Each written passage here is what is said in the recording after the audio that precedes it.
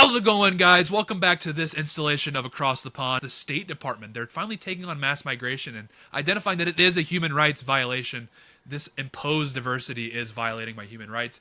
It's objectively true. So we wanted to discuss this more, drill down on this. So we brought in an expert. We brought in John Doyle. Before that, Connor, do you want to give a quick intro who you are? Yeah, for those who aren't familiar, Connor Tomlinson. I chat a load of rubbish about the fall of my country on YouTube, on Substack, and mainly for Courage Media.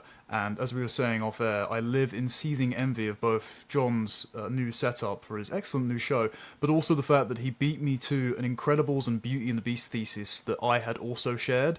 I will never recover from this. Well, John, thanks for joining from your new studio. This is really something. This is something to be. Yeah. I'm very excited to be here. I told him, I said, if you're getting beat by me, I take so long to make anything that at that point it's just an indictment of yourself. It literally took me longer to produce the Incredibles video than it took Pixar to produce the film The Incredibles. So I don't know what to tell you. I need to do one. I need to do one on Shrek next and explain why it's subversive. Yeah, you're gonna get really in the weeds with kids movies to beat them to the punch. Like do like a what was it, the Over the Hedge? I think there's some hidden right. Dude, Over the Hedge is like Kaczynskian actually. Yeah, low key. It's like and sometimes people get mad at me for that, but it's like the perfect like content litmus test because one, you can't take anything too seriously. Like, I am, yes, obviously laundering my, like, right-wing views through, like, children's films. But if you are seeing that and, like, unironically getting mad about it, then, like, you have lost at that point. But it was also just extremely effective, too. Like, with the Beauty and the Beast thing, we, like, normalized very anti-feminist talking points. Not just, like, third-wave feminism is excessive, but, like, legitimate from the baseline, like, Belle probably shouldn't be reading these books because she gets these ideas in her head and then everything goes crazy. We normalized that to, like, hundreds of thousands of people. And still, to this day, every like 5 days I'll see like another Gaston discourse and people will like, tag me. And I've had guys like, oh, no, thank you. You cured my girlfriend's libtardism because I showed her that video and now she's like red pilled. And it's like, yeah, dude, you have to meet people where they are. Normies are stupid. They need things explained to them through the lens of children's films. It's so true. Yeah, literally, like I remembered seeing discourse, I was like 2 years ago now, where they were trying to say that Cars was like a right-wing extremist. There was right-wing extremist messaging behind it. And I sat back, I was like, that is true, because like the whole thing is like this lost cause sort of motif. It's sort like of wonderful. Neo-Confederate propaganda. Literally, they're like Radiator Springs is going to rise again on the backs of freaking lightning. With that, speaking of, well, it has nothing to do with it, actually. But this is a very based take from JD Vance. I'll flash it up on the screen. I wanted to bring you guys in to discuss this. This is from the Vice President of the United States. Keep in mind, this is where everyone's dooming and glooming. This is from the Vice President of the United States. He's commentating on this graph here that shows how America's living standards have really diverged from the UK and specifically, especially from Canada. He says, while I'm sure the causes are complicated, no nation has leaned more into, quote, diversity is our strength. We don't need a melting pot. We have a salad bowl, immigration, insanity than Canada. It has the highest foreign-born share of the population in the entire G7, and its living standards have stagnated. Unbelievable that we're hearing this from the vice president, and this is on the backs of what me and Connor discussed yesterday on our show with the State Department sort of rolling out this statement like, hey, our allies are being hamstrung by mass migration. It's destroying everything. And what they specifically highlighted was it's destroying these communities. And this is really something, there's something to be said about Canada being the country that leaned into this the most. What do you guys think is the lesson that should be learned from Canada? I know it's kind of obvious, but we got to get this going somehow. I do like how he says that Canada has become a salad bowl rather than a melting pot. First of all, the idea that the melting pot is desirable when it just reduces everyone's culture down to the kind of indigestible grey goo, and the least digestible element has the bitterest of aftertaste. But also, I don't think there's many salad bowls involved in Indian street food. Correct me if I'm wrong. Like, I've seen that video of that mosque where they turned a well, because they're the one place in India that's mastered indoor plumbing, I suppose, into a giant vat where they just pour rice and slop and they tread it around with their feet and a big stick. So I think that's probably closer to Canada's culture at this point. Also, I resent, it's factual, but I resent the fact that my country is used as the yardstick for third world shitholes. I mean, I don't know if you guys have seen recently that literal river of trash that was next to a river in Oxfordshire. We've got our own Ganges now. We've imported so many of the subcontinent. I know Ontario's looking kind of like Uttar Pradesh, but we're looking kind of like Calcutta too at this point. So yeah, it's unsurprising. And if you import the third world, you get the third world. It turns out countries are comprised not by magic dirt or abstract values or constitutions, but by the people that make them up. And so if you import, I don't know, 1 million of those people into a country the size of New York State, my country, within 4 years, you get India. It turns out that if you import loads of Indians to Canada, Tim Hortons, it becomes basically a good Gurdwara. And one final observation, if I may. If more Indians was a solution to anyone's problems, including, on H-1Bs, India itself would not have any problems. So why are they not so keen to keep all of this GDP rocket fuel to themselves? Boggles the mind. Yeah, yeah, totally. they're excellent points. It's funny. You can almost like conceive of a melting pot working when you're talking about like, people coming over from maybe Germany, England, where have you, into America. You could conceive maybe of that now in retrospect working, but to his point, you can't exactly conceive of the same, especially when like reality is disproving it, when it's these cultures who are from the global south, because they literally, like, their version of a melting pot is when they're making street food and they want to add, say, like a bag of croutons or something to this salad, and they throw it into the boiling water to dissolve the bag, to add the ingredient to it faster rather than opening the bag and pouring it in. These are actual videos that I have seen of these people like making, street food, and they'll just like dissolve the plastic in there. Which obviously, we don't like microplastics, but there are at least like 3 other independent problems with that practice. But that's just like what they do. And they think it's smart. They think it's like faster. They think you, stupid Anglo, for wasting time opening up the bag and putting it, now you have a piece of trash. You can just get rid of it by just melting it in the mixture itself. So yeah, I don't like this like PC tribalism that people do, very much operating within like a leftist permission structure where they'll like poke fun at Canada or poke fun at England and do this and I get that, like there's always going to be a little bit of fun there, but when you're doing that and then you know that you can't do the same to like Mexico or to India or to China, like cultures that are like fundamentally incompatible with ours. Whereas, I might have a problem with the English, I may have a problem with the French, but at the end of the day, like when you zoom out from the European continent and its outgrowths, the differences between those cultures and those histories start to look much smaller than the differences between us and where we're now getting like, 90% of our immigration. Well, it might have been you that made this point. It was either you or an Anon. Was they kind of pointed back, it was a few years ago for the Super Bowl, there was a commercial with Beat Will Norway. Ferrell. Yes. Yeah, and they were like, we're going to go after the Norwegians. Like, they don't sell enough they sell more electric cars than us. And it's like, yeah, it was you that made the point where you're like, they can't make that commercial about, like, Nigeria. You would go to jail. Yeah. Or like, the rape gangs, or like, can we beat them maybe? Can we beat them first and then focus on, like, our little silly EV project? No, it's just, like, totally ridiculous. And once you see it, it doesn't become fun anymore. Because if this stuff were, like, solved, I would have a blast doing the, like, grr, brother wars kind of thing. But because as a civilization we are just under attack by like the global south and the resentful and just like biomass, it's no longer like fun for me to poke fun at like other European societies, other members of the Anglosphere. It is a distraction. It's not funny. And it's not because like, a double standard where it's like, oh, we want to make jokes about other people, but we won't make jokes about like people, with shared history. It's not about that. It's just like understanding that the vector of abuse that like we get is not out of a genuine, search for the funniest joke or for humor or even for like, acknowledging differences. It's literally just to like justify ethnic resentment against us. And we can never do it back because it would be mean. It would be punching down. And so my grand priority is not to like, make the world so that I can make silly jokes again. I just want to make it so that we're not like under attack. But, if like a sort of barometer for measuring that is that we are the ones who are always under attack in terms of like what you get to point out, stereotypes you get to make, and then you're not even allowed to acknowledge like basic truths about these other people who we are importing into our societies by the tens of millions. It's like, that's just not going to work. I was going to say, it's very different having someone pick on your little brother versus you picking on your little brother. It's like, it's very different you giving one of your brothers a hard time versus someone fighting your family. And that's how Hold on, are we the little brother there? Is America the little brother? We're your best invention. You big brother? Whoa! You're welcome. The tea being thrown in the harbour is probably a mistake if you look at the way you've governed your empire versus ours. But we'll put that to one side because again, no brother wars. At the moment, we're being. Experiment is very cute, isn't it? Your little experiment going very well. That's Are all you one of the what do you Pakistanis in my country? What? You need to learn Urdu if you want to join the empire again, mate. That's how it goes. Yes. The only good thing about us basically going to war with the subcontinent via X is that all of those microplastics that they are boiling in their street food probably explains the lack in grip strength, where your average Indian man has lower testosterone than your average white woman. So I think we're probably going to come up a cropper on that one. Real. You have Dude, to aspire to the irrational self-confidence of the Indian male.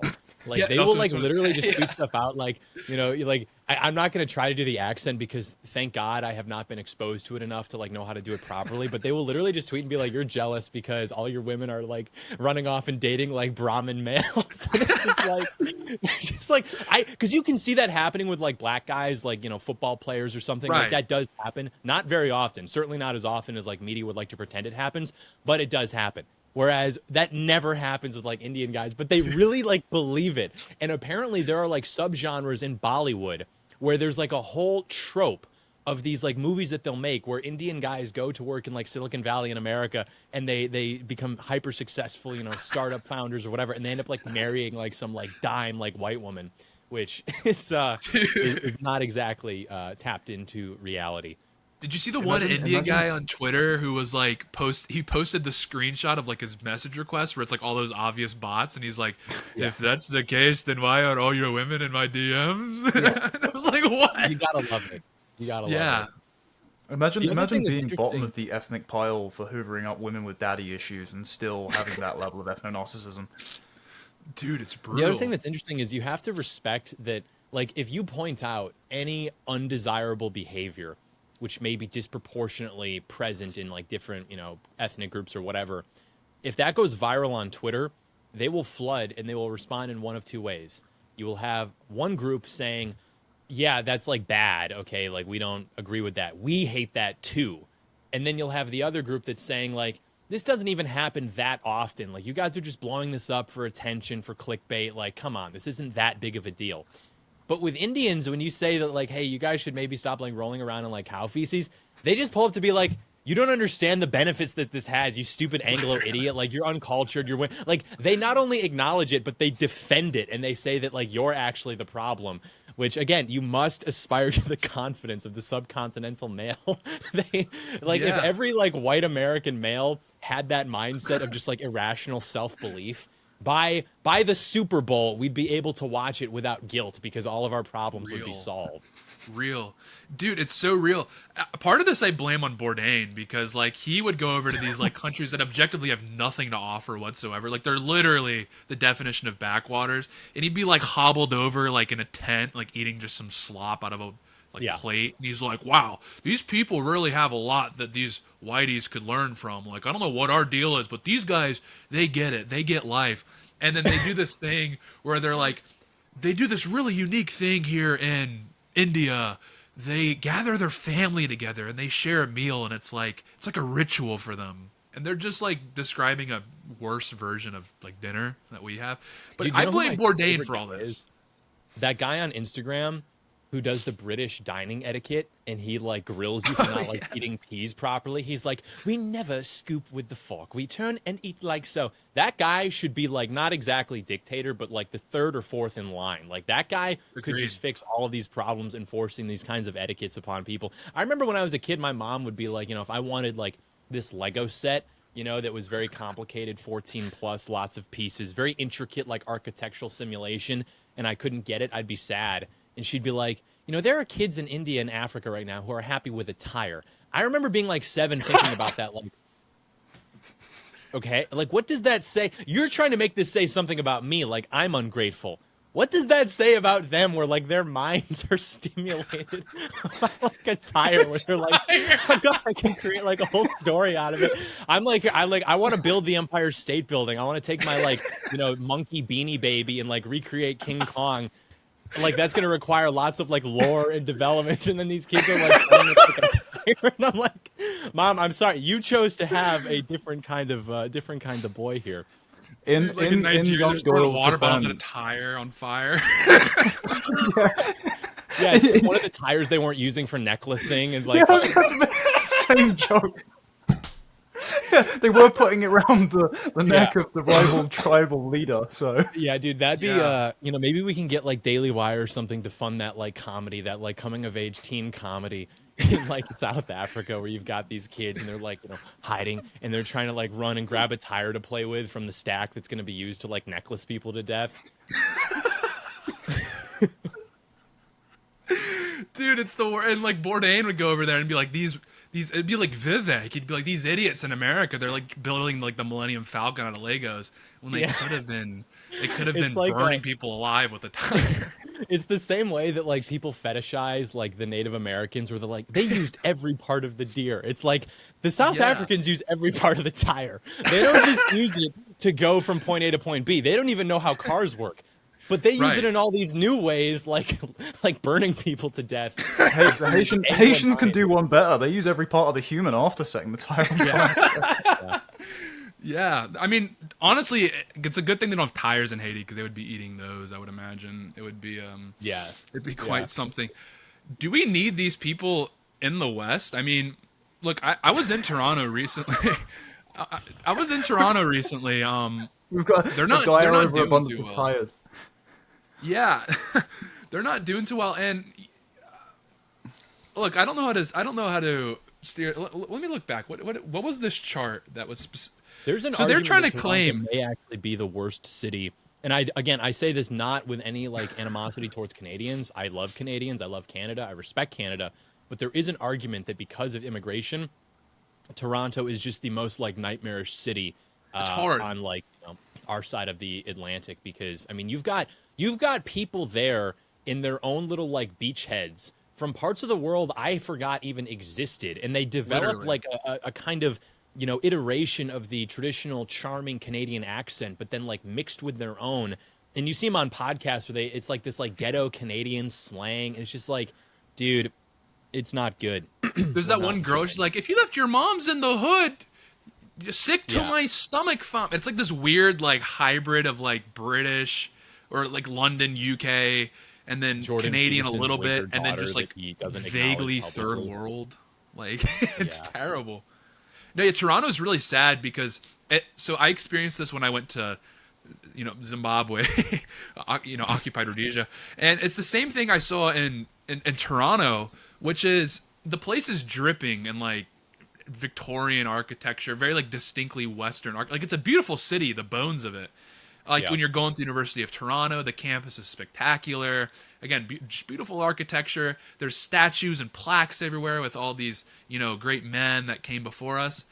But the people that are like on top of that backdrop, it's just really horrible. But the thing that made it eerie, that kind of separated it from Zimbabwe, because in Zimbabwe, like everything's falling apart. So it's like you kind of accept it to a certain degree. You're like, wow, that's sad, but that's in the past. Like, what are you gonna do? Like, maybe one day, who knows? But you just kind of accept it. Toronto, it's like things are still kind of functioning to some degree, which makes it even more disturbing, because that's where it feels like it's an uncanny valley, where it's like this is a third world civilization squatting on what should be Canadians. It should belong to Canadians. Yeah, you feel like some kind of animal that's been paralyzed and you can't move, but you can still like look down and watch like these things pick at the bones of you. And you're like powerless in some sense to do anything about it, but you're still experiencing it and watching it happen. I mean, that's how I feel when I go to DC, just like seeing, these vague, well, not anymore, thank God, because of the Trump admin, but you go to DC during a Biden admin and you just have to like walk around and watch these people pick at the bones of your civilization. Yeah, there's like this video that was... Go ahead. I was going to say, London's very much the same, because it is like walking around the set of the Mos Eisley Cantina, but the architecture is this grand civilization. Like, just to illustrate, Westminster Abbey has been there for 1,000 years, and unfortunately they've carved Martin Luther King into the front of it now, dear Lord. But they've just put metal detectors for knives in the front of it. Now, I don't think there was a mass stabbing epidemic committed by housewives or Boy Scouts in the last 1,000 years. So I wonder if the new arrivals that take umbrage to our architecture do that. But then more broadly, I mean, if you walk around Westminster, there's these beautiful buildings that are, you guys say Victorian, they're well, pre-Victorian. But in the street, there are these bright pink furry tuk-tuks, these literal like third world cycles where men from the subcontinent and North Africa just sit around on their phones all day waiting for some hapless tourist to sit in the back, and then it blasts like Katy Perry or Barbie Girl as they're racing through traffic trying not to get killed. There are like fleets of Deliveroo and Uber Eats cyclists with balaclavas looking like Jawas, like burning through traffic. Man, it's just so unpleasant. And then all of the shops, because they've been shutting down ever since COVID, because we had crazy New York style lockdowns nationwide. I think we were the like sixth strictest in the world, right behind Cuba, because they've all been dilapidated. All of these money laundering fronts that are run by like dead-eyed Bengalis have opened up, and you've got these really neon, like British kitsch tourist stores lining the street from Trafalgar Square down to the Houses of Parliament, and they are always empty of customers, but you've just got 10 Indian men sort of sitting there on their phones blaring awful pop music with like fake sweets everywhere. Like you are literally like a zombie ant fungus living inside my skull. I want rid. Dude, yeah, like this is what people I think kind of miss is with London, with these Deliveroo drivers, these people that are rocking up to London, like straight from the third world. The analog in the United States would be like like Zoran, Memdani. What people are missing is they're like, why won't these people assimilate? I'm like, they actually have assimilated to the preeminent slop culture that permeates our countries. Right. Like, they're not assimilated to what we would consider, actually American, actually English, but they have assimilated to the slop, and the evidence for that is the way they dress, the way that they have these horrid music tastes that is basically just your top hits. Their diets consist of Nando's or McDonald's and whatnot. So it's like they actually have assimilated, but to the slop culture, and all that does when you bring in more and more of these migrants is it further like cements the slop as the preeminent culture of your country. And it's really a depressing thing. Apart from all the other problems with mass migration, that's a big one in my opinion, is that it sort of permeates it. They are not intelligent enough in many cases to be able to conceive of like a, say, bullet point list of what our values would be. And then they are not historically considerate enough to want to assimilate to a dominated culture, because, I mean, Connor used the word ethno-narcissism. That's absolutely true. There have been books written about that at length. That is like an actual anthropological concept. So they not only are unwilling to do that, I mean, they're demonstrably unwilling to do that, but even like with things like, honor, a sense of like America especially is very much sort of like, I'm going to get mine, I'm going to work hard. It is considered bad and like, undesirable to like ask for handouts, to accept handouts. And in other cultures, they think that if you're not like doing everything you can to game the system, it's a sign of like unintelligence. You're not clever enough. And so these people will spend more than 40 hours a week just coming up with ways to like cheat and lie and game the system so that they can accept, handouts from the American taxpayer. And I always think back to, this was maybe 3-4 Thanksgivings ago.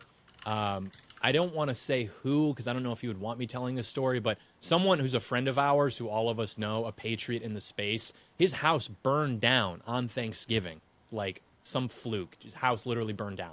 And he had all sorts of like family, friends, and neighbors who were like, oh my gosh, this is like absolutely awful. Can you please like start, a give, send, go, start like something. We want to help you guys out. Like, this is a disaster. And they didn't do it. And they could have done it. I mean, who would blame them for that, right? It's like your house literally burned down on Thanksgiving. It's cold out. It's Christmas. Like, that time of year, you need like some money to get you guys right. But they didn't do that. And the reason they didn't do that is because they understood that it is not good to accept handouts and to accept charity when you are able of getting back on your own feet. It may surely make it easier, and it's even acceptable in such, outlandish, horrible circumstances like this, but simply because they possess this sense of like honor and self-reliance, they politely decline that charity from their neighbors, who of course were well-meaning, well-intentioned. But still, like, I will never forget that, because that is like so fundamentally unique in the state of the world. But that is something that you could see in this country and broadly throughout the Anglosphere, and it not be thought of as like special. Like, we would hear that story and be like, oh, that's cool. Like, yeah, of course. Like, that's an honorable thing to do. But you wouldn't hear that and think, what are they, stupid? What are they, crazy? Which is how other cultures who now come here are perceiving that kind of behavior. They would burn down their own house, or they would fake it and then DM you and being like, I am a father of 5. It is Christmas and my house is burned down. Please give money. Literally, that's what they do now, dude. My DMs are blowing up with all these people free Palestine, give me money, my kids are being killed. And I'm like, okay, first of all, I don't know if you know you're DMing here, but I am a Zio shill, so I'm not your guy. I'm not going to be the one giving you money. But yeah, man, it's just like totally just dishonorable, and it's just You just broken. wire them the $7,000 straight away. I want to make a slightly more academic point on this because I keep harping on this because all the boomercons in my country don't understand this. They think that you can just take someone from Mogadishu, drop him in Manchester, have him recite a Scout's pledge of British values, and he becomes as inextricable to our history as Henry VIII. Part of the reason why we have such an independent culture and just our baseline suppositions of self-reliance is because we have one of the lowest rates of cousin marriage ever in the world, and so do the Anglosphere diasporas, to whom that is second nature. Because, I mean, the first Archbishop of Canterbury banned it on the instruction of the church. They ratified the ban in the 13th century. Even when Henry VIII repealed it to marry his second wife, it was only ever less than 1%. And unlike India, we also don't have like child marriages that are rampant. But in the third world, particularly the Islamic world and India broadly, the rates of cousin marriage are insane. I'm just going to read some of the rates. 20 to 50% of all marriages in the Middle East, West Africa, North Africa, and the Indian subcontinent are cousin marriages. 80% of all marriages in history are cousin marriages, which is why the Anglosphere is such an exception. And then rates in Syria and Iran is 30 to 40%. Sudan and Afghanistan, 40 to 50%. Qatar and Saudi Arabia, 50 to 60%. Pakistan 65, Kuwait 68, and in other countries like Somalia, they are such a failed state, they don't keep records. So that is what we are dealing with when we import these people. They literally can't be individualistic because they live their entire lives surrounded by their cousins, who they then marry, and they only ever interact with their family members. So why would you not just lie, cheat, and steal to advantage the only people you ever interact with? I'm very unwilling to like not be outspoken about positions that I know are like extremely tactically disadvantageous. Like during the Epstein thing, when everyone was like super mad about the Epstein files, they still are, but you remember the peak of it over the summer.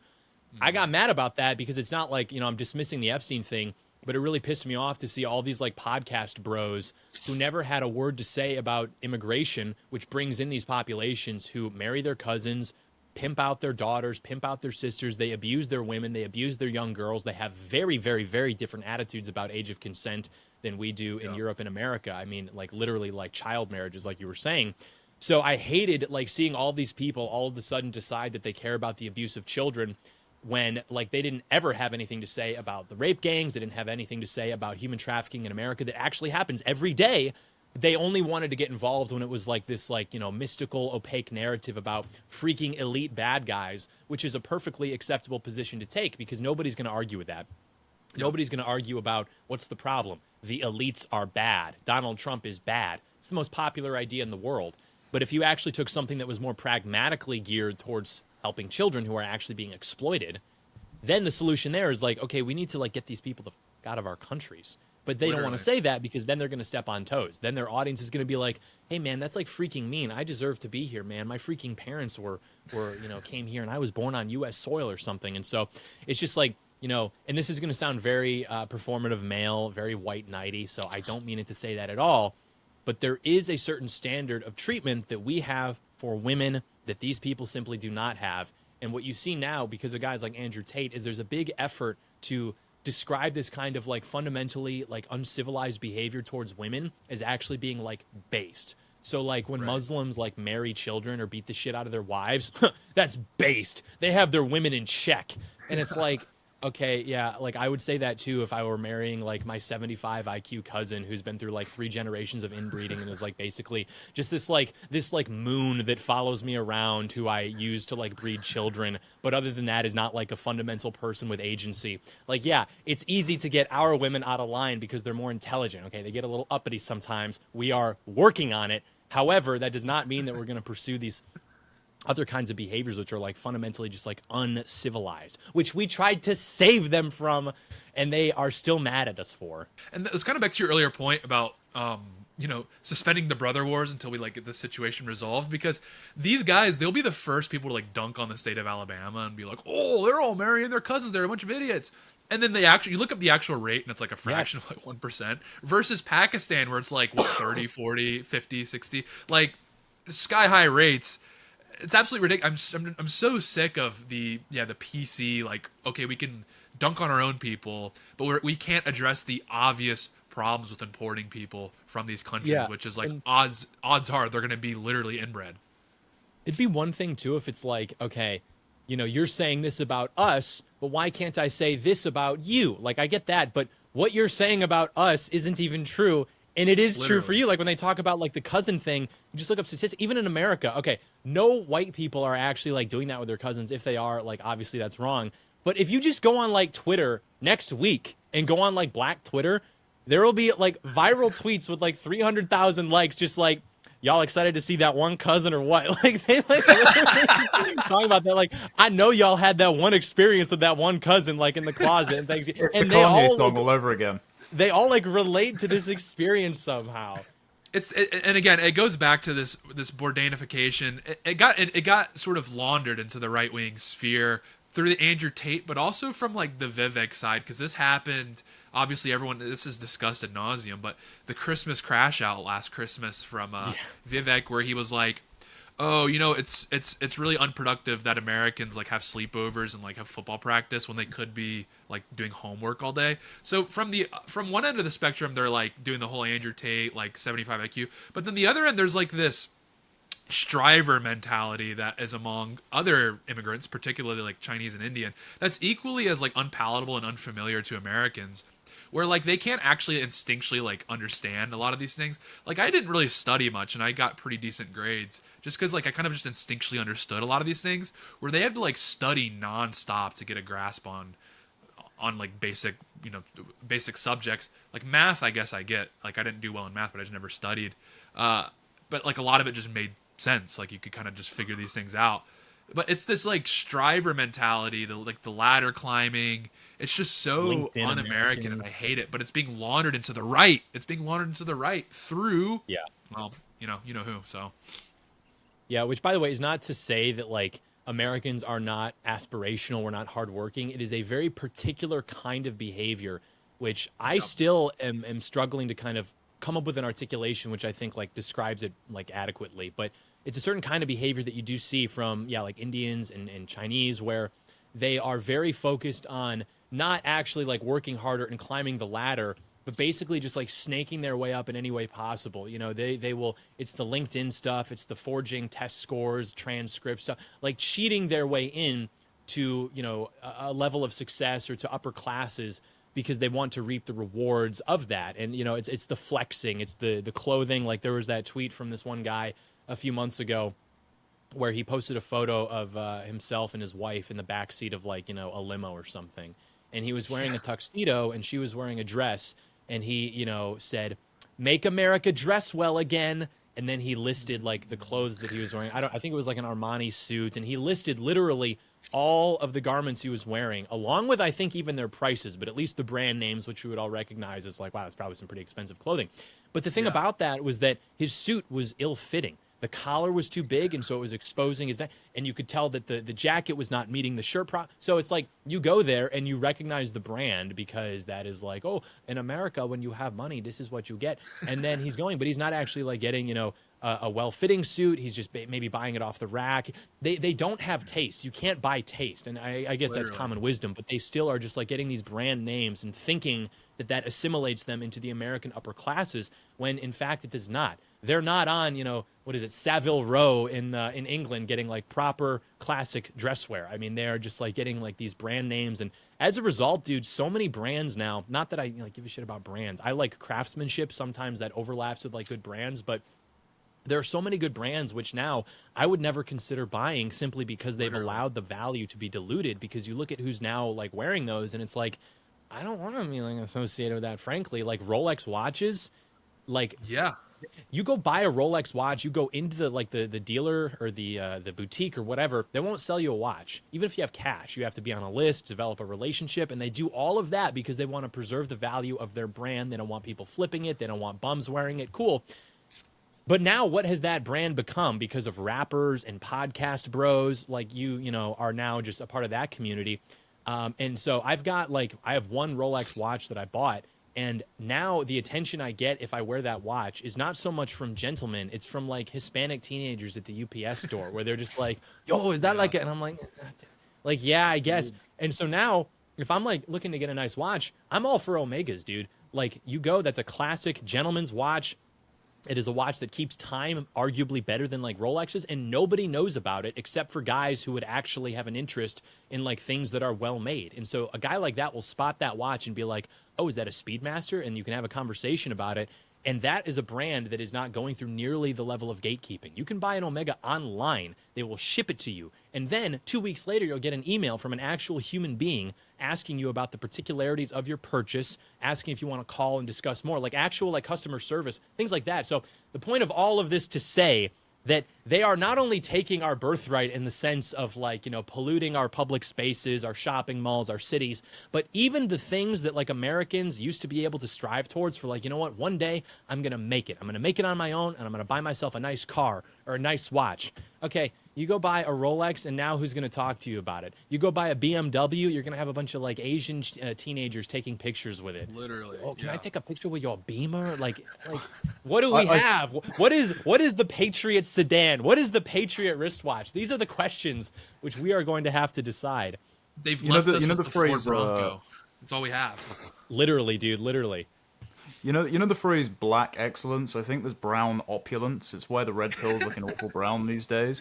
And it's because I think they come from such status-seeking cultures that they use commercially available signifiers of wealth and upward mobility, and then they wear them like a skin suit. It's why, you know, Andrew Tate kind of lops as a 21st century Genghis Khan by having a bunch of bimbos around him and a fleet of Bugattis like they're his war horses. Yeah. In the same way as this guy wears an ill-fitting Armani suit, or, you know, rappers will wear ridiculous lavish chains, and all of these things that used to be status symbols in our civilization because they were harder to procure have now become available en masse for the third world and their upper echelons, and they're also more likely to show it off in photos. And this rollout of the camera phone and the internet across particularly the Indian subcontinent, I don't know if you guys have been plugged into this discourse. Are you aware of how many selfie deaths India has every year? Because guys are obsessed with like taking dangerous selfies. There is so much footage of Indians just being hit by trains because they stand on the tracks trying to take the perfect selfie with the train rushing towards them. Folklore. Did you see that? It's like the thing that tramples them and then they The go Juggernaut, yeah. Dan Killer did a video on it.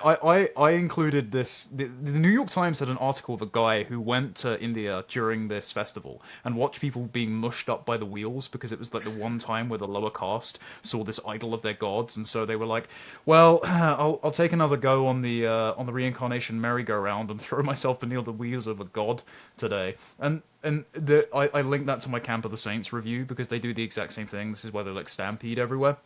But there is this very transient approach to the value of life, and it's only worth living relative to the status that you can seek. And if that's found in, you know, Armani suits or tacky wristwatches or hiring out a Maserati for the afternoon to take 10 photos to post to your Instagram like you're a girlie discovering herself in Bali, that's what they're gonna do.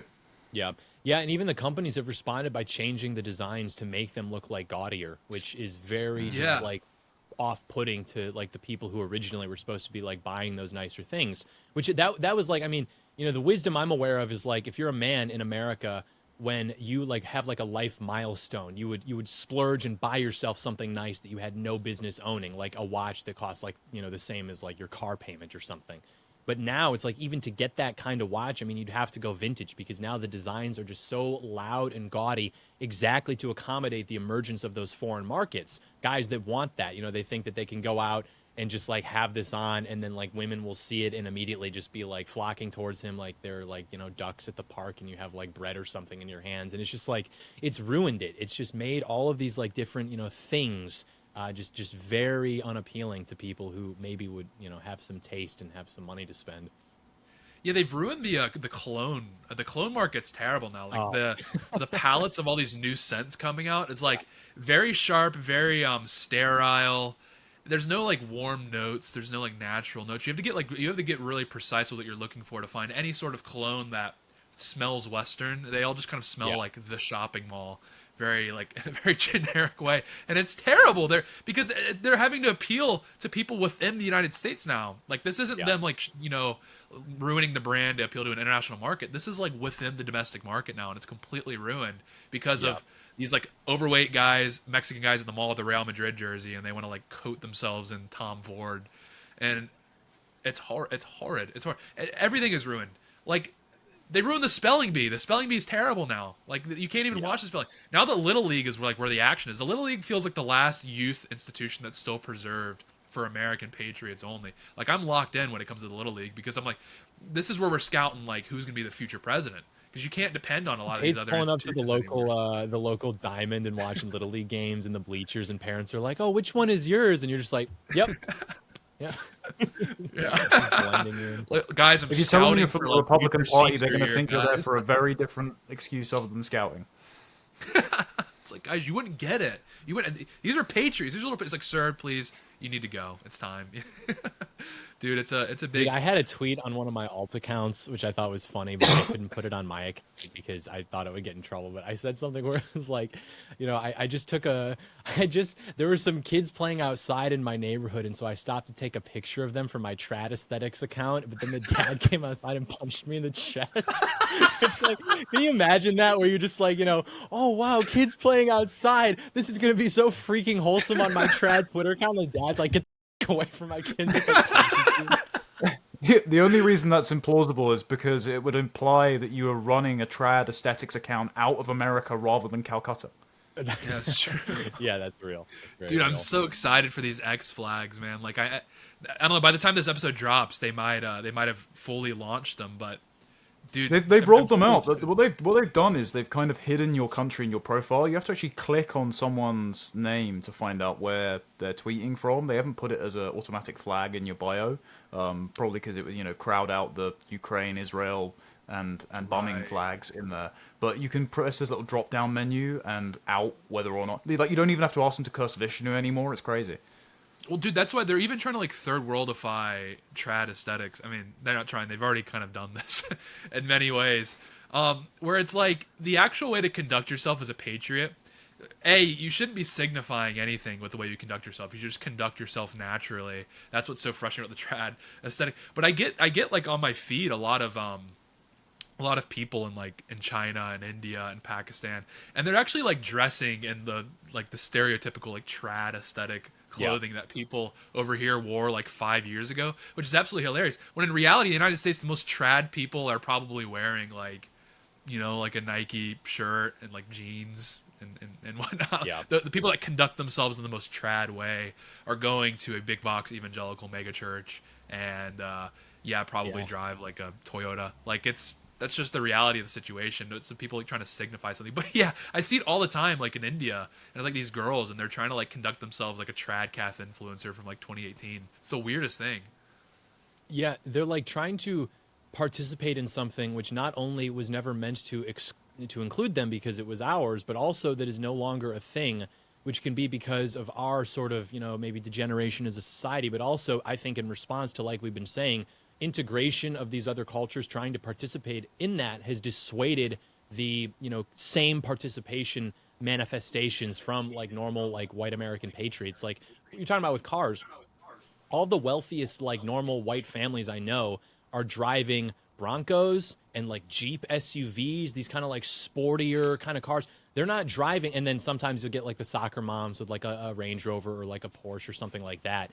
But they're not driving like the luxury sedans anymore, anything like that. Everyone I see in those cars are like these strivers who are trying to participate in the upper class, which was cultivated by and for those like normal Americans. And so it's interesting to see like, how these things kind of change. Or like you're saying, when you've got these women like dressing like, little Norman Rockwell trad wives or something, but they're like over, in Mumbai or something, or Mumbai. It's like, okay. There's a similar thing that goes on in Japan where they purposefully wear like Victorian clothing, and they can kind of rock it because they're sort of, it's endearing. It's like watching them become Western adjacent is cute. But the most disorienting experience I think I've ever had was I did the Oxford Union debates a couple of weeks ago, and the entire thing is run by Indians and Pakistanis, and so they're wearing like white coat and tails, but and they're sitting in these hallowed halls on these like really ornate wooden carved thrones, and there's this beautiful architecture all around them. But they were very nice to me, but it did actually feel like a scene from Camp of the Saints, like, you know, where they don't know the value of your oak door, etc. And it's like there's this new Ralph Lauren advert that I keep seeing anytime I watch someone's YouTube video without ad block on, where they're in the middle of a field in America, and there's just Africans and Malaysians and wearing 1920s polo riding crop gear, and Yeah. it's just strange. It's like it's the Bridgertonification of everything, where they're just like dropping random sub-Saharans in period dramas. It just doesn't fit. Like I can suspend my disbelief to believe that, you know, dragons are destroying Middle Earth, but I'm sorry. There's my uncanny valley part of my brain is detecting something is anachronistic here. John, like, I know you have a bit of a time crunch. I was wondering if you had any final thoughts, maybe any projections on sort of how you feel the future of the UK may be heading. I mean, especially with the State Department's new statement, things could be up for British patriots. But I was wondering what your analysis of our cousins across the pond was.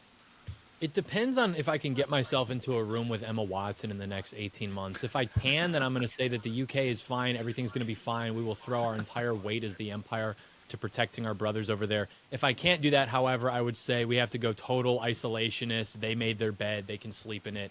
So I can't really speak to that quite yet, but it is exactly that binary, and we'll just have to see how it plays out.